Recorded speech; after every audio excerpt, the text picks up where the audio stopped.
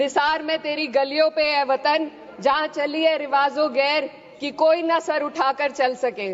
इस बिल के टाइमिंग की कि अभी ईद की रौनक बुझी भी नहीं थी और हमारी जड़ों पर एक नया फरमान लाया गया।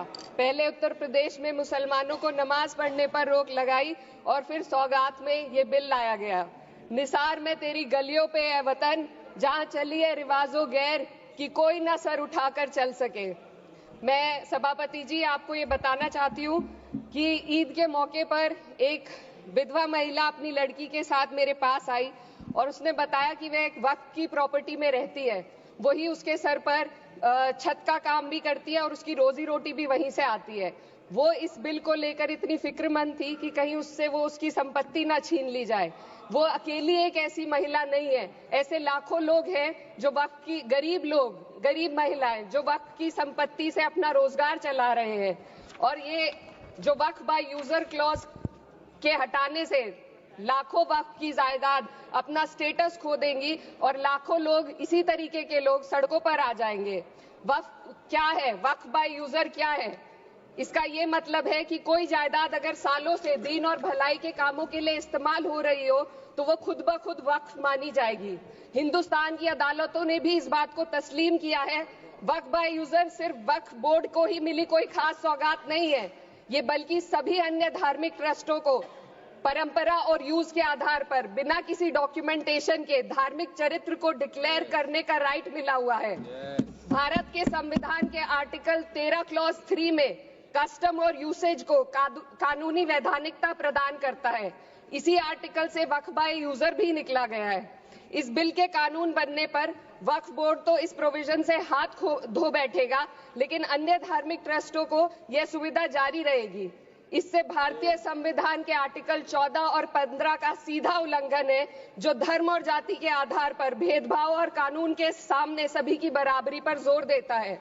मैं इसके साथ ये भी कहना चाहती हूँ कि सत्ता के लोग जो एक दूसरे की पीठ थपथपा रहे हैं कि वक्फ बाय यूजर का जो अमेंडमेंट इन्होंने दिया उसको एक्सेप्ट कर लिया गया है, लेकिन इनकी शरारत यह है कि उसके साथ ही एक ऐसा प्रोवाइजो इसमें शामिल किया गया जिसके आधार पर यह कहा गया है कि अगर कोई भी वक्फ की संपत्ति विवादित हो तो वो अपना वक्फ स्टेटस खो देगी। तो जो अमेंडमेंट इन्होंने दिया है, जिसको एक्सेप्ट कर लिया गया है, उसका कोई मतलब नहीं है। ये इनकी नीयत है जो साफ जाहिर हो रही है। सोने पर सुहागा एक काम और किया है।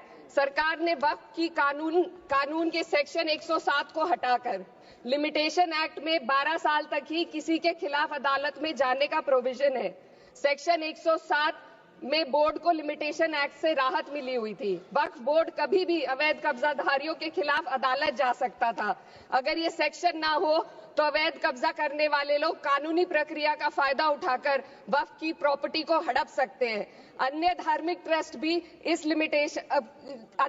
ट्रस्टों पर भी ये लिमिटेशन एक्ट लागू नहीं होती, तो फिर वक्फ बोर्ड के साथ ये सौतेला रवैया क्यों किया जा रहा है?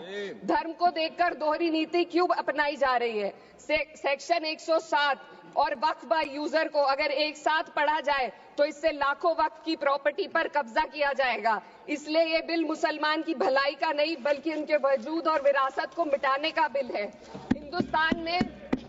हिंदुस्तान में बहुत सारे धार्मिक ट्रस्ट हैं जिसमें उस खास मजहब के लोग शामिल होते हैं और उसका इंतजाम करते हैं। और ये बात समझ में आने वाली भी है, क्योंकि जो व्यक्ति अपने मजहब के रीति रिवाज को जितना अच्छे से समझ सकता है, किसी अन्य मजहब का व्यक्ति नहीं समझ सकता। आर्टिकल 26 क्लॉज 2 के तहत धार्मिक संप्रदायों को अपने मजहबी इदारों के एडमिनिस्ट्रेशन का हक देता है, लेकिन वक्फ बोर्ड के बारे में इसको उल्टा किया जा रहा है। Sir 2 minute sir please 2 minutes. सरकार इसे एक सेक्युलर बॉडी मान रही है और इसमें गैर मुस्लिमों को शामिल करने की बात कह रही है। आपके मुंह से सेक्युलरिज्म की बात सुनकर अच्छा लगा, लेकिन अगले ही पल ये भ्रम टूट जाता है, क्योंकि आपको सिर्फ दान देने के लिए प्रैक्टिसिंग मुस्लिम का आपने क्लॉज डाला है, लेकिन बोर्ड में बैठने के लिए मुस्लिम होने की कोई आपकी क्लॉज नहीं है। तो इससे आपकी जो दोहरी नीति है वो साफ जाहिर होती है। ये वही सरकार है जिसने राम जन्मभूमि ट्रस्ट में ये लिख दिया कि जिला अधिकारी भी अगर होगा तो हिंदू होना चाहिए।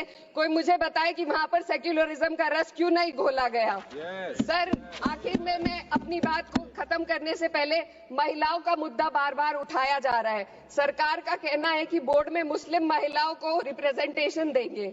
इस कानून से पहले भी मुस्लिम महिलाएं बोर्ड में मेंबर रह चुकी हैं और मिनिमम 2 का प्रोविजन था, उससे ज्यादा भी हो सकती थी।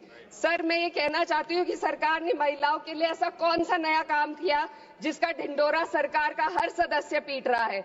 इस बात की तायीद अगर आपकी तरफ से कोई मुस्लिम महिला करती तो आप उसका यकीन भी करते, लेकिन अफसोस आपकी इतनी लंबी कतार में एक भी मुस्लिम महिला नजर नहीं आती है। सर,